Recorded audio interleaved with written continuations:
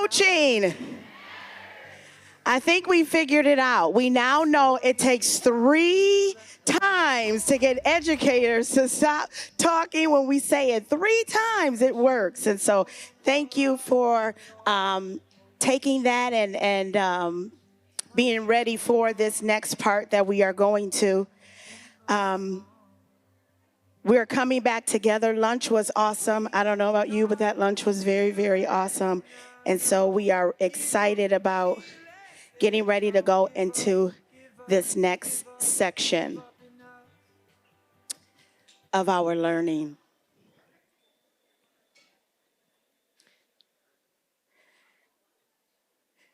If we could just name the excitement and the rejuvenation and the refreshing wind that is in this room, you can hear it. It is buzzing. This is like our first time together. You can feel that energy that we have in this room. So I just want us to just clap for ourselves that we are all here and we are all online. And from our learning this morning, it just felt like we were taking our squiggly lines and we stepped up to a new level. We stepped up on that step and we are getting ready to take another step. If you're ready to take another step, say, oh yeah.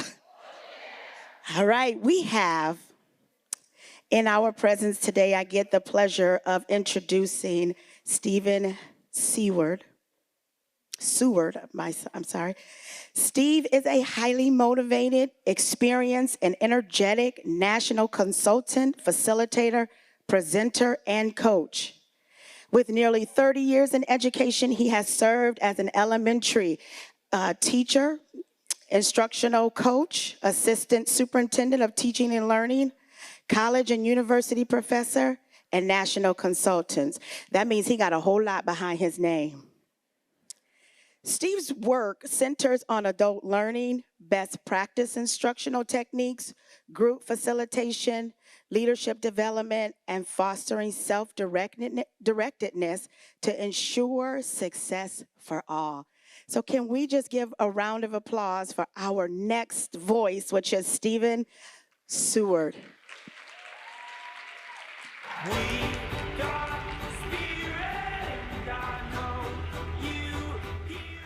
Thank you, that was so kind. Well, good afternoon, everybody. It is an absolute pleasure to be in front of you. The knowledge that is in this room is top-notch. So know this, as we explore and learn together, I don't have all the answers, you don't have all the answers, but we have maximum capacity right here. And if we all go out and do this work together in our state, we can have transformational change. We're at that zone in which we can make it happen. It's all dependent on you, your dispositions, and how we operate with one another. Also, before we jump in, will you give the MAISA team a huge round of applause for all the work that they put into this? And then I just looked over and saw myself on screen, and I was like, ew. So thanks for being part of this learning, for being part of this room, and most importantly, working alongside our educators and kids, because everybody needs it. All coaches must have a coach. Why? We model what we want from other people. So as we explore today and go into tomorrow, be thinking about those things. Also, take care of your own needs. You just ate lunch. Move around as you so see fit and interact in a way that makes most sense to you. As we explore this work today, we're going to talk around relational trust, but it's all about culture. How do we get the adult culture ready to move forward so that we have advancements with student achievement? Let's play in this zone, and tomorrow we'll pick up that same ball and we'll take it some levels further. Here's our big agenda. It looks like this. It's a welcome and overview. How many of you have worked with myself before? You know this is the same routine. Welcome back. Which means you're going to be talking and interacting, and it even has the same look. The other one is, what does relational trust really look like? What does it sound like and what does it feel like, and how do we develop it in a rapid manner so that we can make movement forward? Without relational trust, we're not going anywhere. I will not accept feedback from people that I don't have relational trust with. I will not take risks if I do not have relational trust. I will not say how I'm truly feeling if I don't have relational trust. How do we build that, foster it, and encourage it, and model it at all times? as coaches, because you know this, people are watching everything you're doing, which means if you're in an office, they're saying, why aren't you here teaching next to me? If you're not in a classroom modeling what's there, they're like, what are you doing here? We could use you back in the classroom. People are watching us at all times, so we have to be articulate around what we're doing, how we're doing it, and how we build trust with one another. We'll also take some time today to team think, which means if you are in the Zoom room, you're gonna do it that forum. If you're in this room, you're gonna do it with your teams right here. We're gonna connect the work you did this morning to this work around relational trust. My hunch is you'll start to see a lot of these patterns come to life. If not, pull me on over and I'll come have a one-on-one chat with you or a group chat to say, let's build those connections together. Because it's not you, it's me. The last thing is thinking forward. We only get 45 minutes together, so let's use our time wisely. And think about, what do we want to explore tomorrow? Here's our big what. Here's our why.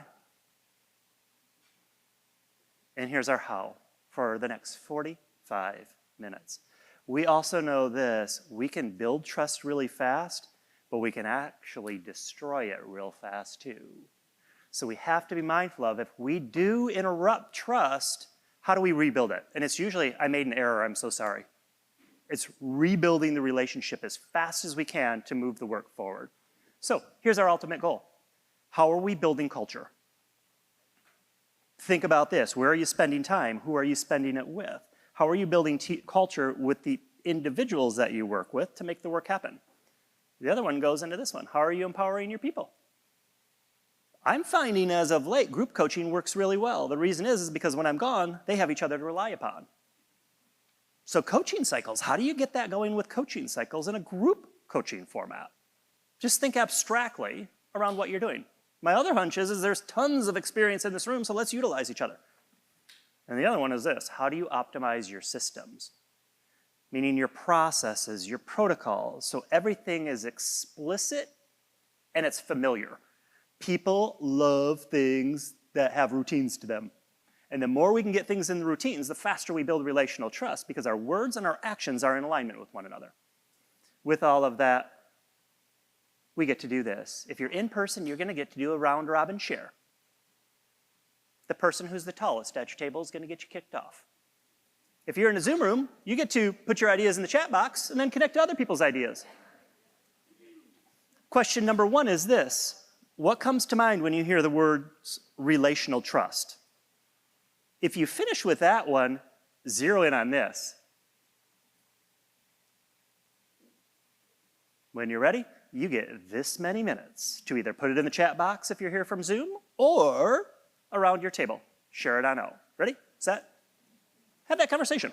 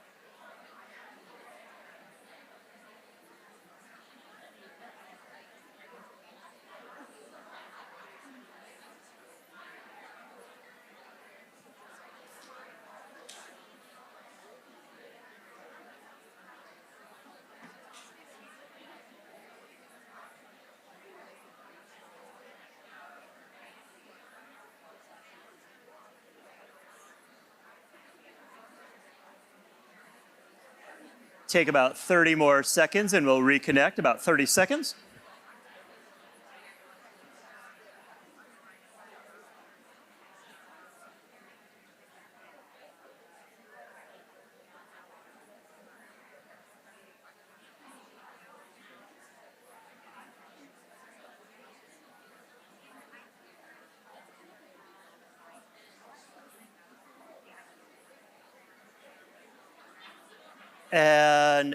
And colleagues, will you bring that conversation to a pause? So when we think about relational trust, one of the things we have to be mindful of is everything we say and do has to be done with intention. Down to this, I think about the people that I had on coaching cycles, they were the easy ones. They wanted to do it. What about the people that were like digging their heels in a little bit? They're like, I'm okay, I don't need coaching. If I allow that to go on as a coach, I'm creating inequities for kids. It can't happen. I'm going to access every single person in that building who is on my list of people to interact with. I'm just going to do it with nuances. I'm going to stop by and say hi. I'm going to find about their family. Those people that kind of are like, nah, I'm cool. Between now and the start of school, I'm going to send them a letter in the mail and say, I cannot wait to partner with you today. You have expertise, or this year, you have expertise in this area, and I'm wondering how you can share your brilliance with me. It is artful interactions at all times to build relational trust, but to get every adult on board with the learning, because if one person isn't doing it, we've got a cog in the wheel, and we're not gonna make movement forward. It's our job as a coach to be the catalyst and the bridge between the administration and the teachers to make the magic happen. For who? Kids. I don't know about you, that's why I come to work every day. Now it's not kids anymore, it's you. Woo, fancy that. We're gonna talk around fostering relational trust, and this is in your handouts. It's just displayed a little bit differently. Why? Because I can't keep anything consistent, if you know that about me. I create something and then 2 days later I create something else because I'm like, ooh, I like this visual better. So just bear with me.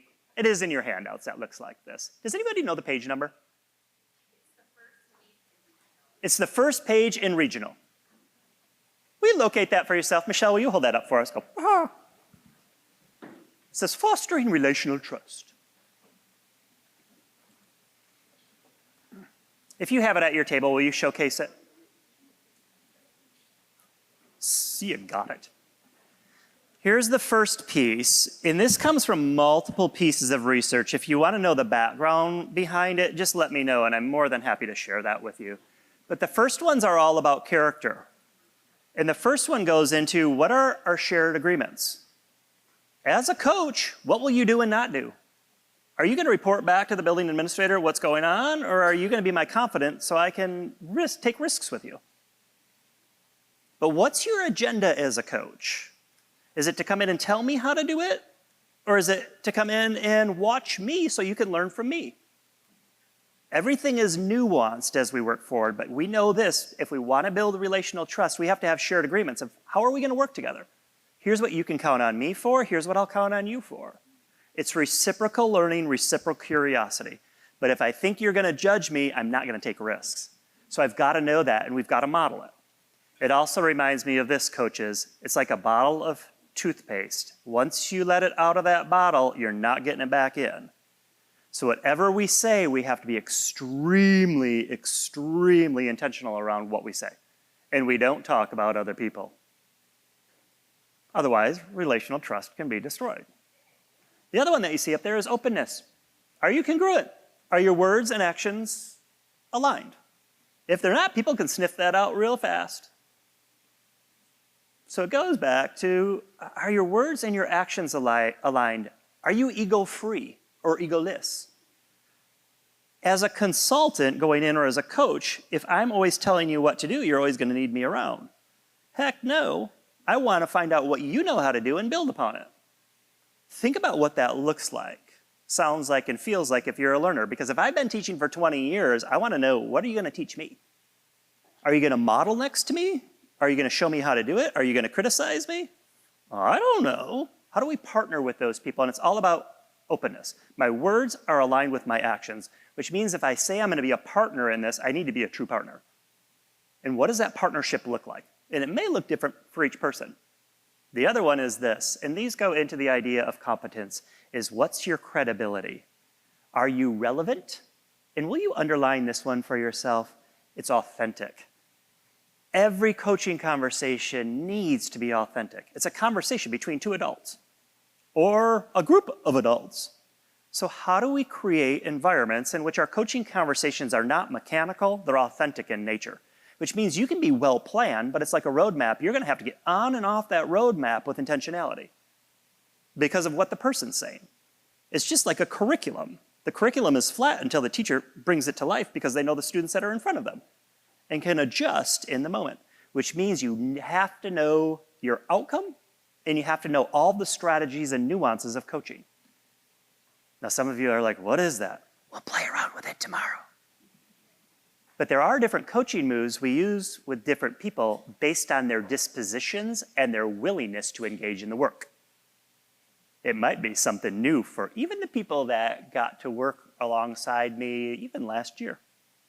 And then we'll talk around this: trust, respect, and hope. And it goes into this. How do you respond to conflict? How do you respond when people push back? How do you respond when you don't agree with what the person's doing? I don't know where you live in this work, but there were times when I was an educator, and every day as a human, that I needed people to be my bumpers on the side. To say, you know what, Steve, that's a direction I wouldn't go down. Or, you know what, when you said that, you might want to rethink that and reboot. But we can only do that if we have relational trust. So, when we think about fostering relational trust, here are some big ideas that go along with it if we tear it down. So you see the big ideas up there are character and competence, and then you see what was following below of those shared agreements, openness, credibility, and trust and respect. Let's break it down just a little bit differently. These are your skills of coaching. Are you listening to respond and give ideas, or are you listening for true understanding? Are you listening for their values, beliefs, and identity around what it is they're actually saying? And the only way to do that is to turn off your inner voice, as you know. The other one is this. When you make commitments, you must stick to them, which means I am not a mini administrator. I do not sub for people. I'll jump in, like if it's a holiday, because my schedule might be a little more flexible, and I'll watch your class so you can go to your child's Halloween party. Or I'll take 3 classes during that time so you have a space to do that. That's just building relational trust. But at no time am I subbing for anybody at any point in time. Otherwise, that becomes my role. When we make commitments, we have to stick to it.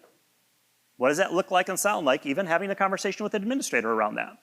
And the other one is we have to create psychological safety. Our environments are safe, they are not. That's called the Carl response. Anybody remember? They're safe, they're not comfortable. Because we're pushing the status quo. We're saying what's working, what's not working.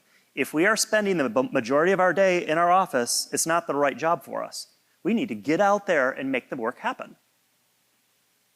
The other one is this, it's openness. Learn from your mistakes. If you've worked with me in the past, you know this one. I make mistakes all the time. It's usually in the form of spelling, or grammar, or punctuation, or capitalization. I make mistakes all of the time. I have people around me that I can send things to and say, hey, would you look this over? Sometimes they miss them too. But think about that. How do you utilize people to be the yin to your yang? Which means I struggle with this, you're really good at it, can you help me out? I'll often do that with those people that have been in our systems for like 12 to 15 years that have masterful classroom management, but they don't want coaching around anything else.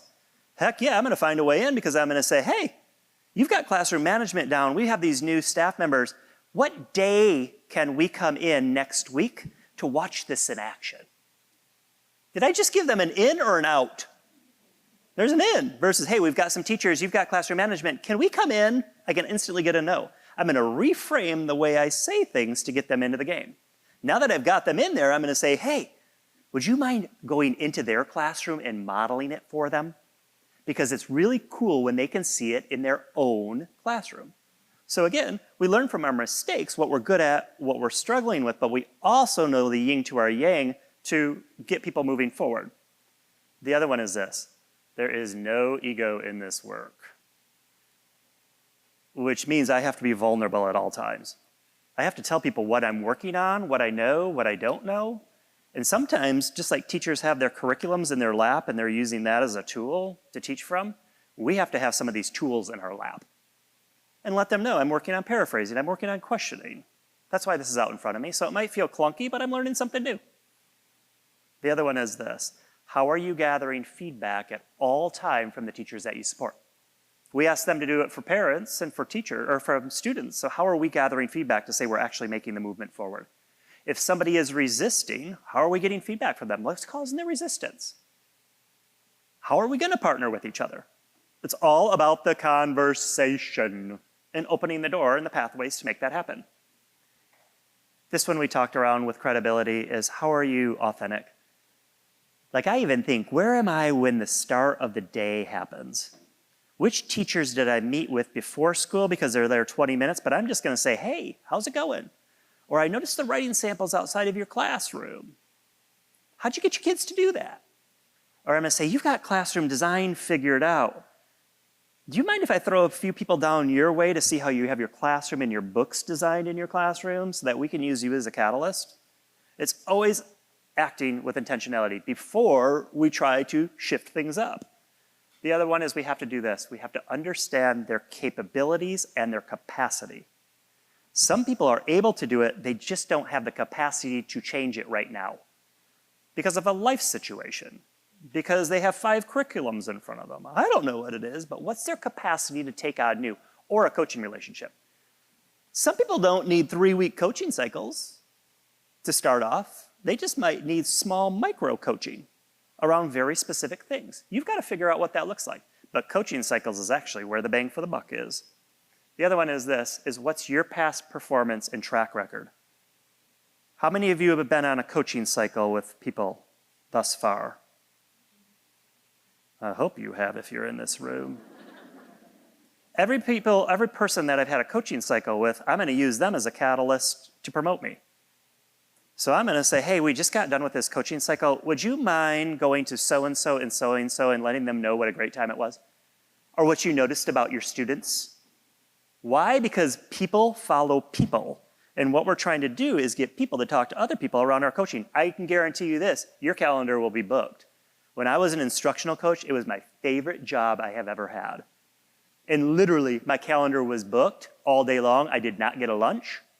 It was straight up booked every day of every hour, and they actually were signing up for times. So here's an open slot, who wants it? It was a waiting list of people. If that is not happening, that is your goal for this year. I also had a visual calendar so everybody knew where I was and what classrooms I was in. So they weren't like you're working with all the new people. No, you're working with experienced people. And I might pull 2 classrooms into one group and model a lesson. After we model the lesson, you can go back into your own classrooms and we'll work on small group work. But think about how do you do that differently and what's your track record that you can speak from? Get the people to talk about your work. The other one goes into this is how are you responding with empathy? The research that has come out of Harvard University around this says this, if you lead and respond with empathy, people will want to do the work. They'll show up unpaid, they'll work extra hours, and you will maintain them in your organization. Empathy does not mean I always have to agree with you. It just simply means I can see your perspective. I can see why you don't want to do this. I wouldn't want to have a coach in my room at year 28 either. How do we partner with each other this year? So sometimes it's just naming it and then following it up with a question. The other one goes into that piece we talked around before is what are your personal and professional relationships? I don't have to be your best friend, but I'm going to treat you with respect at all times. Also, how do I foster that relationship real fast with that teacher? And everybody might need something different. You know the person who leaves right after school? Don't be with them after school. When are you going to do it? I don't know. It might be a phone call. It might be a text. Hey, I noticed you today. X, Y, and Z was happening. Thanks for being a team player. Because they don't want to take the time in the moment to have the conversation. But once you build the trust, they're going to want you around. And the other one is this. You may even want to circle that one for yourself. How are you embracing cognitive conflict? Which means if there's an issue, we talk around it. Like, what's going on? What's happening? How do we work together as a partnership through this work? Those are some big ideas. Here is your challenge. Are you ready for it, my smart friends?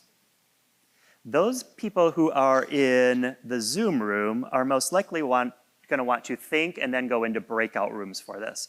You in this room, you're going to want that piece of chart paper in front of you. And you're going to want a marker or two.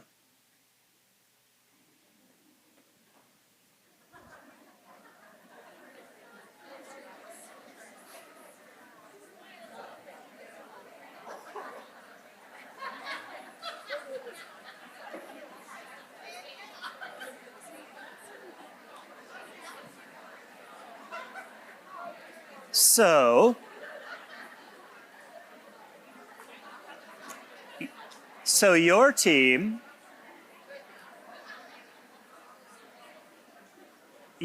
has chart paper. You also have markers. If your table does not have chart paper, steal a piece from another table and put it on the wall. Because you don't have to work at your table, work on one of the walls. If you're in a table team of 6, you might say to your team, how about we break off into teams of 3 and then compare and contrast our thinking. You determine what's going to work for you. Why? Adults love agency, meaning choice. You can do it this way or this way. You've got your chart. Somebody at your table, will you do this? We're going to connect this work to what you did previously. Will you make a 3-column graph? One of those will be categorized as resistance. The other is compliance. And the third is internalization.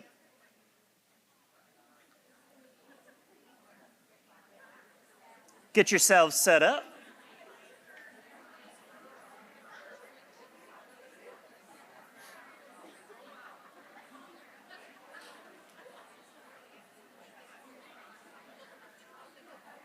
Can you give me, or will you give me a thumbs up if you're ready to go on? Sweet. Now the person who is the scribe is probably going to act mostly as the facilitator too, so they're going to keep the group on task and on target. Somebody on the team is also going to have to remember to share the air. Let me say that one again. Somebody else on the team is going to have to remember to share the air, which means you may dominate the conversation. Pull back. Be more interested in what somebody else is thinking. Why? Because that's what coaches do all the time. I'm more interested in your perspective than hearing my own, because I already know mine. Once you have that, think about this diagram and content around relational trust. Really be thinking about what's in the gray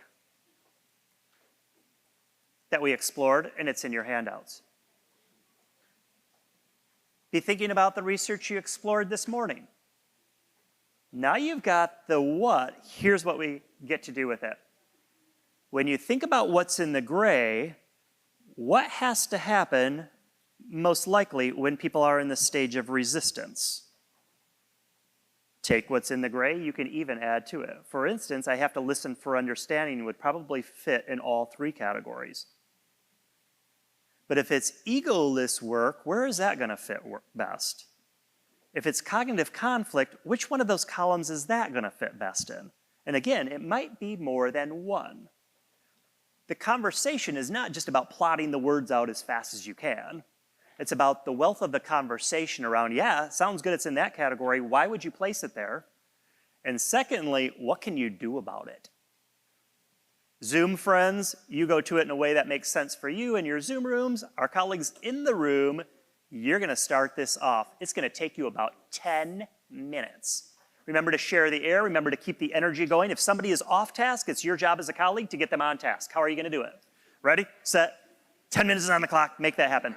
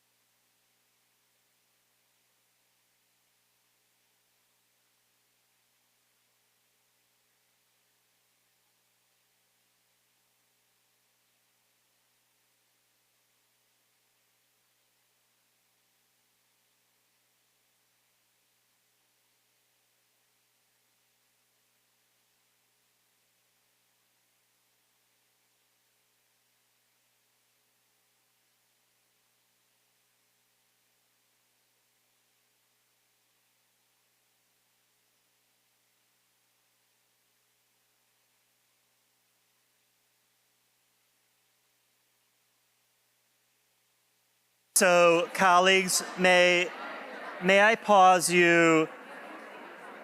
May I pause you for just one moment? There is no wrong way to do this. There is no one right answer. Some of you are going through the lens of a coach. Some of you are going through the lens of a teacher. It doesn't make any difference. Some of them do fit across all categories, but some of them might fit more in one because if you can build it here, you can get the person to move across that trajectory even faster. Trust yourselves. There's no wrong way to do it. There's no right answers. You've got about 3 more minutes. Go to it.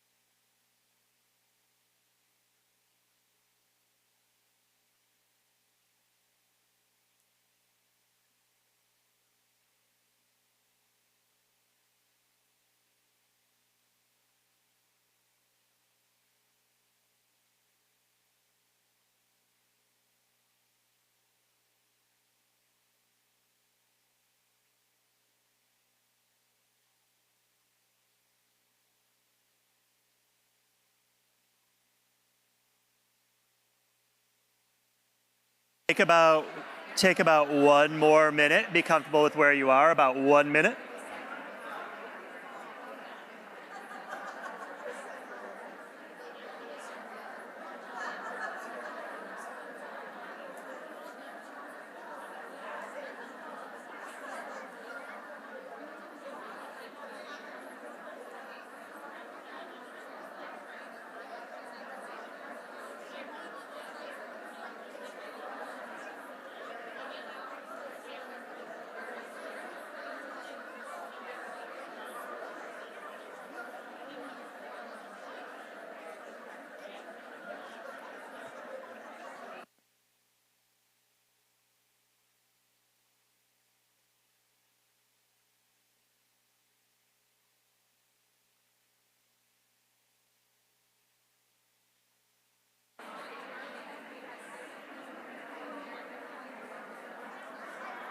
Take another 30 seconds, about 30 seconds, and we'll come back.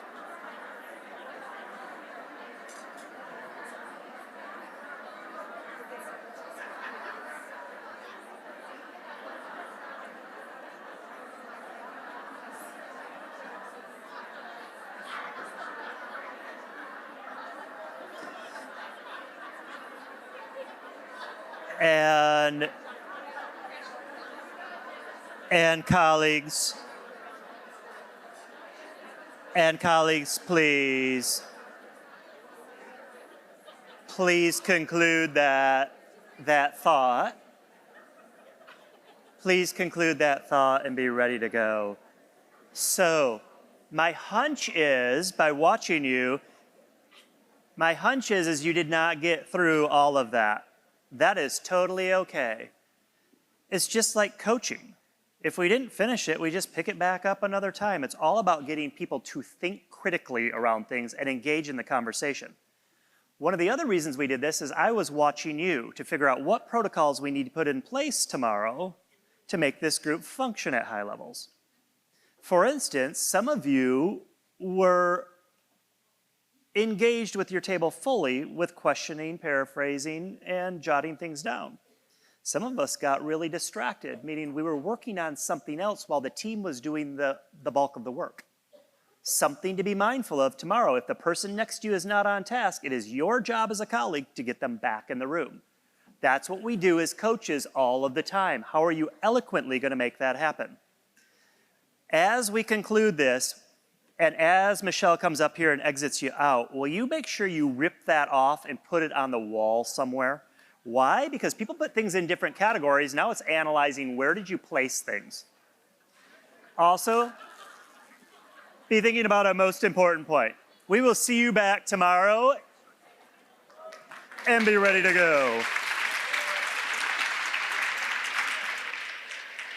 Okay, what I'm going to say is important because the rooms are a little bit all over the place. So you have a page in your book that says which ISDs are part of which regions. It's a colorful page. It's right behind the page you just worked on with Steve. So you'll look at your ISD, and that will give you your region number. If you are region 6 or 7, you will go out this door to the Pearl and Emerald rooms. If you are region 2, 9, or 3, you will go out this door. Everyone else is going to be on a different floor. So you're going to go up if you're region 4 or 5, and you're going to go down 1 level if you're region 10 to the main floor. You're going to go down 2 levels if you are region 8. Take a look at the map. Make sure you know where you're going. Oh, and also take all your materials because you will not come back to this room. You'll be dismissed from your breakout.